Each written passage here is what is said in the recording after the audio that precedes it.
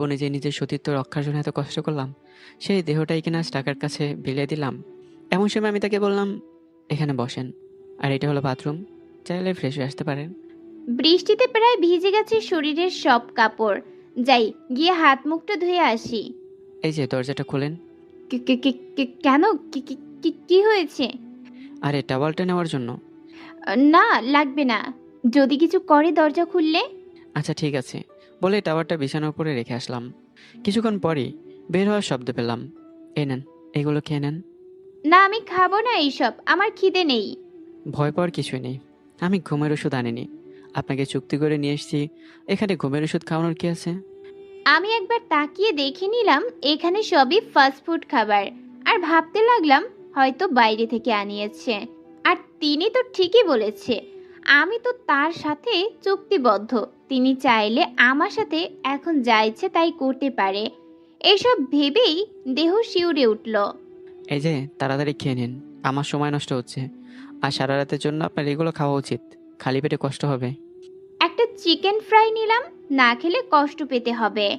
জীবনে কেউ ছুঁয়েও দেখেনি, আর আপনাকে দেহ বিলিয়ে কি আমার কম কষ্ট হবে? আমার তো মরে যেতে ইচ্ছে করছে। এখনো মেয়েটা মুখ থেকে কাপড়টা সরাচ্ছে না কেন? কখন থেকে হাতে ফ্রাই নিয়ে বসে আছি, আমি যে মেয়েটাকে দেখার জন্য মরে যাচ্ছি। এই যে, এবার কি মুখে দিবেন, নাকি এভাবে রাত শেষ করে দিবেন? আমি কারো সামনে কিছু খেতে পারি না, কিছু মনে না করলে আপনি একটু বারান্দায় যাবেন। আমি খাওয়া শেষ করার সাথে সাথেই আপনাকে ডাক দিমনে। ঠিক আছে, তাড়াতাড়ি করবেন। উঠে আমি চলে আসলাম। দূর, কিছুই হলো না। কিন্তু মেয়েটার সাথে আমি অন্যায় করছি না তো? ভাবতে ভাবতে একটা সিগারেট ধরালাম। হয়েছে, আসতে পারেন। সিগারেট হাতে নিয়ে ঘরে ঢুকলাম। এই আপনি ধূমপান করেন? চেঁচিয়ে বলে উঠলাম। হ্যাঁ তো। ধূমপান ভালো না, আমি গন্ধ সহ্য করতে পারি না। আচ্ছা, আপনার নাম তো জানা হয়ে ওঠেন এখনো। আমার নাম মাহফুজা আক্তার। ও আচ্ছা, মাহফুজা। আপনাকে আমি একটা নামে ডাকতে পারি কি? কি নাম শুনি আগে। আমি আপনাকে নাবিলা বলে ডাকতে পারি কি? নাবিলা তো আমার নামই, আম্মা রেখেছিল। আচ্ছা, সমস্যা নেই। আচ্ছা, এখন রেডি হন। অনেক কথা বলে সময় নষ্ট করে ফেলেছি।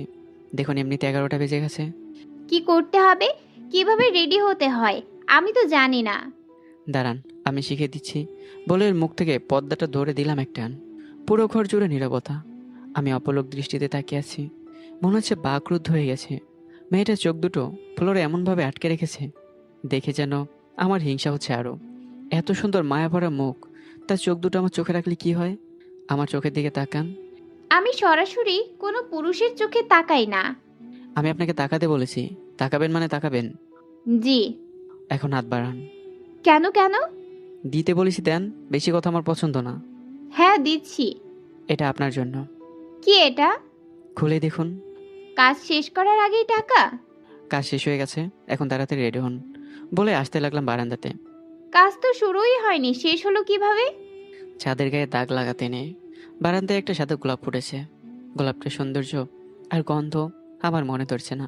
মনে হচ্ছে এই গোলাপের সৌন্দর্য নাবিলার কাছে হার মানবে। রাতের আকাশ আমার ভীষণ প্রিয়। একা চাঁদ আর একা আমি, দুজনে মিলে কত করেছি পাগলামি। আমার মন ভালো থাকুক বা খারাপ, এই চারটাই যে ছিল আমার নিত্যরাতের সঙ্গী।